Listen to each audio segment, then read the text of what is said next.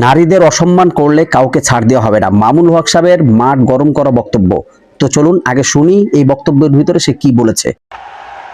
মায়ের ইজ্জত রক্ষা করার জন্য, বোনের ইজ্জত রক্ষা করার জন্য আমি বলি আমি কোন আইন মানব না, আমি বিদ্রোহ করব।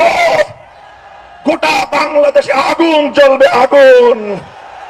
খবরদার, হুঁশিয়ার করে দেই, যদি নারী সমাজের গায়ে হাত তোলা হয়, তাদেরকে যদি অসম্মান করা হয়, যে আগুন জ্বলবে সে আগুন নিভানোর ক্ষমতা কারো হবে না।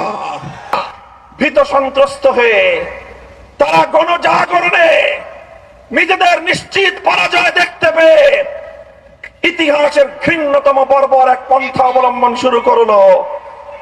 আমার মায়েরা, আমার বোনেরা, আমার মেয়েরা, তারা জনগণের পক্ষে নির্বাচনের ক্যাম্পেইন করার জন্য, নির্বাচনের দাওয়াতি কার্যক্রমে মানুষের দুয়ারে দুয়ারে যাচ্ছে।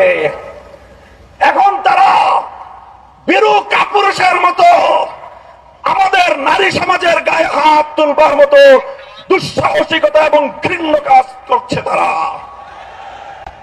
আমি ব্যক্তিগতভাবে একটা কথা বলি, আমি বলে যাই, যদি কেউ আমার মায়ের কোন গায়ে হাত তোলার চেষ্টা করে, যদি কেউ আমার কোন বোনের দিকে চোখ তুলিয়ে চোখ বড় করে তাদের দিকে ভিন্ন দৃষ্টিতে তাকাবার দুঃসাহস দেখায়, কেউ যদি আমার কোন মেয়ের ইজ্জতের হিজাব নিয়ে টানাটানি করার চেষ্টা করে, আমি বলে যাই সে হাত ভেঙে গুড়িয়ে দেবেন, সে চোখ উপড়ে ফেলবেন।